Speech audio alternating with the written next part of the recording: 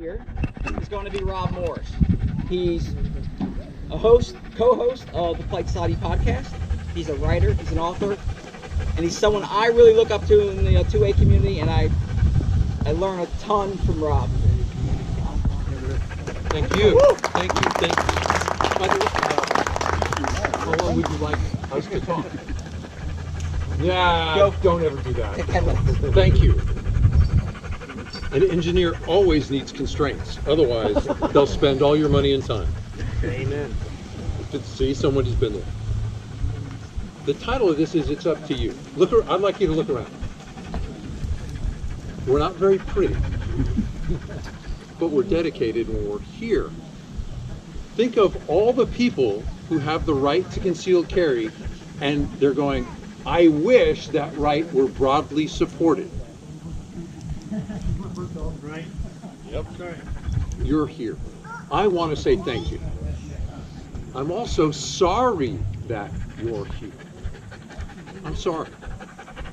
In theory, this is a human right. It's supported. Isn't it obvious? Obviously not.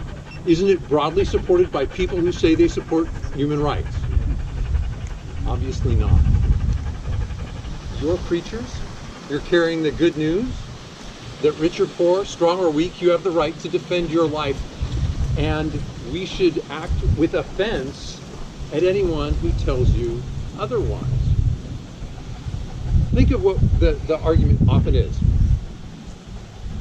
That looks dangerous. That looks frightening. That's not safe. Okay. The tacit statement is, if we disarm everybody who doesn't look like me, then I'm safer. That's bigotry. Unless you look, act, speak, talk, unless you go to my church, have the same color, drive the same sort of car, or in the same sort of occupation, you look foreign to me and I feel safer if you're powerless. When I say it just that nakedly, all of us kind of go, what an ugly bigotry. And yet when I throw it on gun owners, I can do it in the print and I'm not shouted down.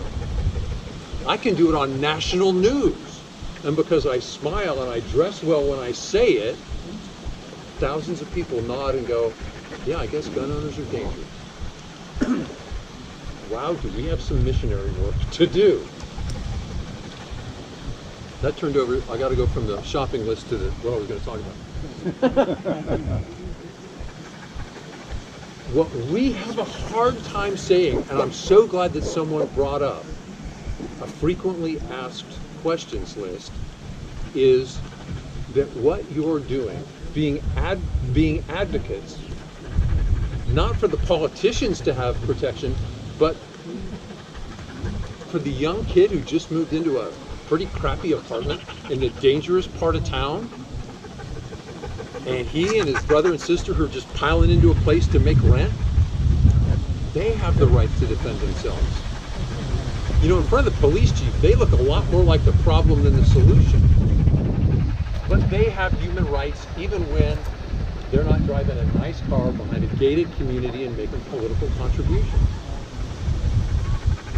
Those are the people you're speaking up for. You're human rights advocates defending the rights of people who probably aren't even politically involved yet.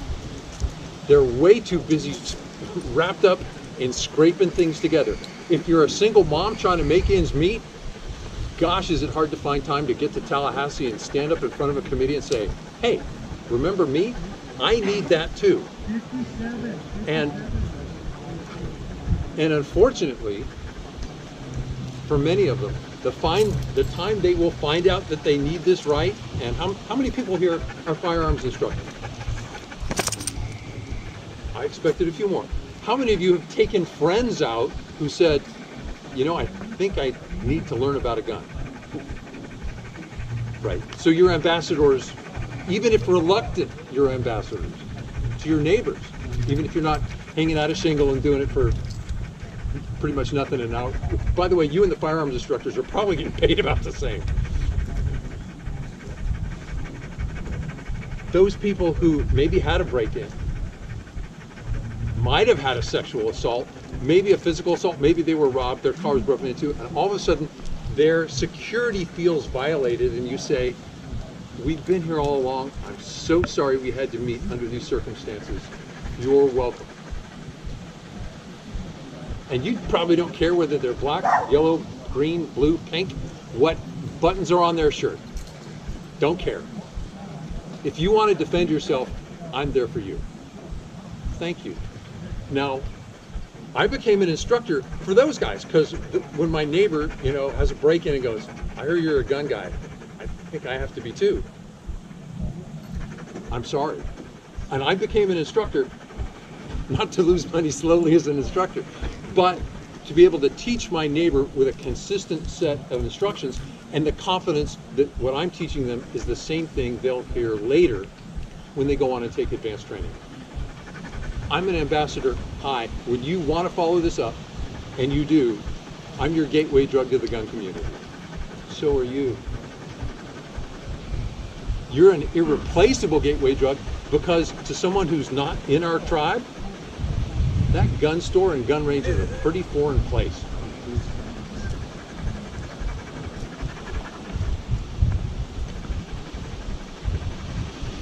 But, you're going to hear a lot of objections from your neighbor who's not a gun guy. This is the way we do it. This is best practice. We've paid for every silly firearms rule with blood. That's why we say, please do it this way. It keeps all this safe. And I know it doesn't make any sense now. When you practice it a bunch, those residual habits that I'm trying to instill you with, you'll go, wow, what a good idea. Why are there 4 gun rules? Wouldn't one work? No, I want a defense in depth because we all have inadvertently, and you are relative experts in firearms, gone, ooh, that was too close. I'm glad I had 3 more stopgaps to prevent an accident. And you are the ambassadors saying, it's a virtue to your neighbor. There's not just firearm safety that you're teaching them. It's a virtue that you want to protect yourself. Thank you. It's a virtue that you want to defend your family. I'm sorry your car got trashed. I'm sorry they, people don't get firearms training because the mailbox got run over by a bunch of teenagers. Usually it's they come home and the back door's been kicked in, they replaced all the locks and things are missing and they go, wow, I've been violated. You go, thank you. Now I want you to teach you how to not only handle a firearm, but learn to be a responsible person so you don't shoot someone who broke into your home. I know you think that's what you want to do right now. I understand the emotion. Think of, do you understand how responsible you are when you do that? Your demeanor, you think it's about firearm safety, and you're saying, you've lived with the gun, and your demeanor conveys to your neighbor or your coworker or someone you knew in church that this is a virtue, and the last time you want to ever use it is when you've exhausted every other option. And as someone very articulately said, when you take a course on the legal use of self-defense, and Mossad will underline this a dozen times, we're going to talk about when you're legally able to use it, when you can. You and I are going to talk about when you must. And until you reach that, it is the wrong tool for the job. Wow. Wow. You frequently asked questions.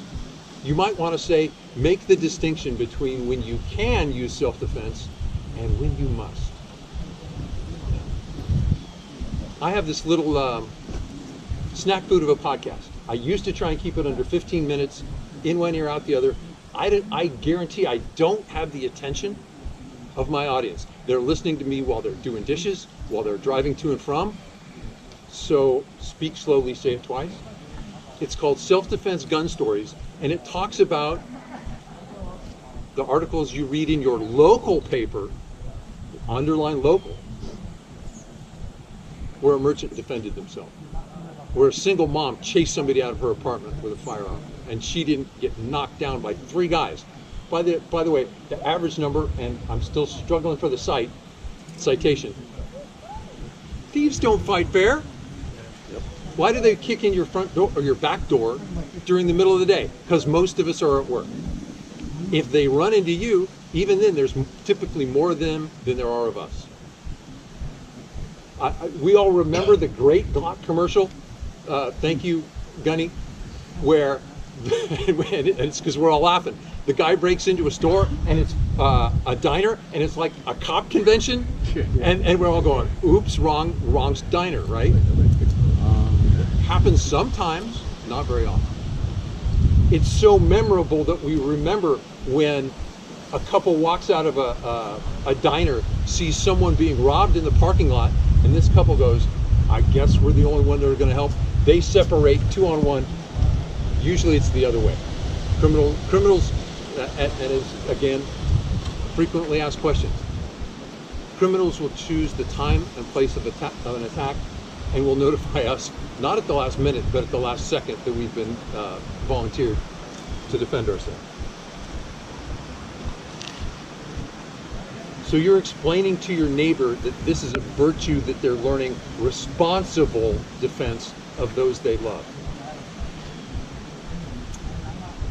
Think about licensing, and you guys are going to get more of it thrown at you. That is the rights restrictors gateway legislation. We just want some reasonable licensing of you. We may not be very pretty. Do you realize we are the most law-abiding and non-violent segment of society on the planet? On the planet. And we've got a guy back there in a uniform. You've carried the badge for so long. We have a few. Statistically, I'm not beating up cops.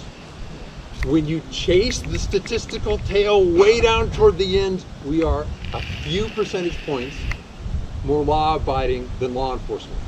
One of the reasons is our biggest crime for most of our lives will be getting a speeding ticket, and the cops go under a microscope every minute they're on duty or off. We don't face that same scrutiny. I'm sorry, as you guys know, that's the reality of the job. So we have a little less scrutiny. The sociologists tell us that the most law-abiding people are native Japanese in their own country. When they move, they adopt slowly adopt through generations, characteristics of the countries where they inhabit. We don't match their statistics. We're statistically indistinct, though. There are so many of them, so few of us. The numbers, we're within statistical error. We can't tell who is more law-abiding. So a politician's claim is that if I license the most law-abiding segment of that we can find in the world, I've somehow made the rest of us safer. That belongs on your frequently asked questions comment for a response. It doesn't make any sense to me. It doesn't make any sense to the guy reading a newspaper article going, well, now that you explain it that way, what the heck was someone thinking?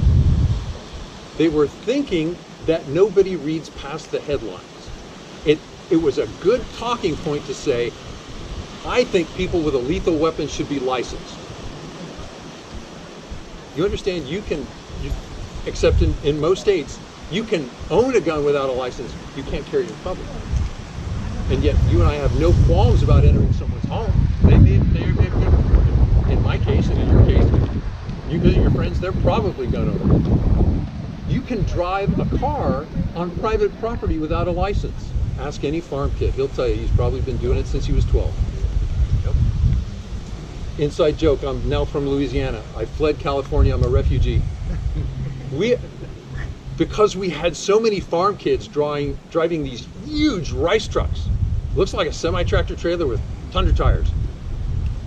They're allowed to even go on public roads because that road that now became public used to be between farmland. So there are exceptions to even that. Lethal tool? Have you seen 26,000 pounds moving down the highway? Yeah, that's lethal. Way more powerful than any firearm you and I will probably ever deal with. Hat tip to the guys who were in the military who can tell me I was wrong.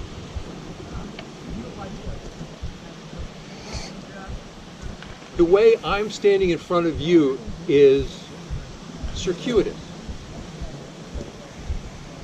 For those of you who grew up in Virginia public schools, he was one of the speakers. We'll explain that word to you later.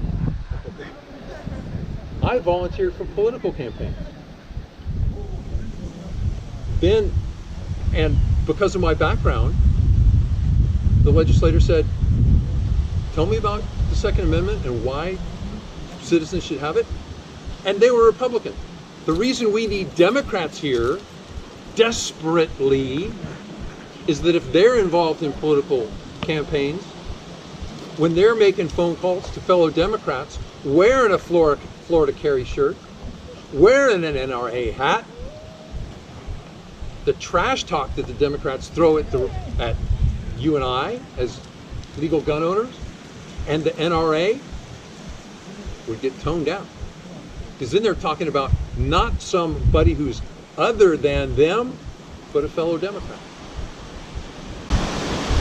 The reason why we want Rick Ector, Tony Simon, Marcus Weldon, Ken Blanchard, who am I forgetting? Maj Touré, Kevin Dixie, a bunch of, God bless them, human rights advocates to the black community, is so that members of the black community who are trying to exploit them, Democrats who are trying to exploit gun owners, so that your neighbors go, wait a minute, they're talking about us. They're talking about my black. What do you mean we should be disarmed? They have a horsepower in their community that you and I frankly don't have. And that's why I hope next year many more of them will be here. And that's irreplaceable. At your local county board of supervisors meeting in Tallahassee, oh yeah, because a lot of things get decided in the primary elections, not the general, in who donated time to various political candidates. And you know what? I'm sorry, I wish all of us had multi-million-dollar contributions so we could go toe-to-toe with Mike Bloomberg. If you're one of those guys, come see me, we'll talk. What you and I have that Mikey doesn't is sweat equity.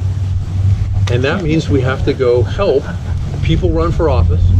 We have to talk to our pastors and say, hey, this is an important issue. And if you want safe communities and safe families, you need to not talk down gun owners.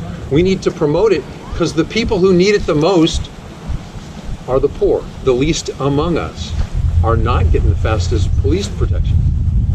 If 11 minutes is average in the crappy part of town, it's probably longer, even though they have a higher crime rate. Again, for the back of your mind, Chicago's had terrible crime problems. As crime went up, they closed precincts in the high crime, poor parts of town and defended the Gold Coast, because that's where the money was. And that's where the political power to keep politicians in office was. They may be unique in the way politics work in Chicago. I bet they're not. You think it's different in Tallahassee, Miami? I'll bet that the Gold Coast of Miami has pretty fair police response time. You can tell me if I'm wrong.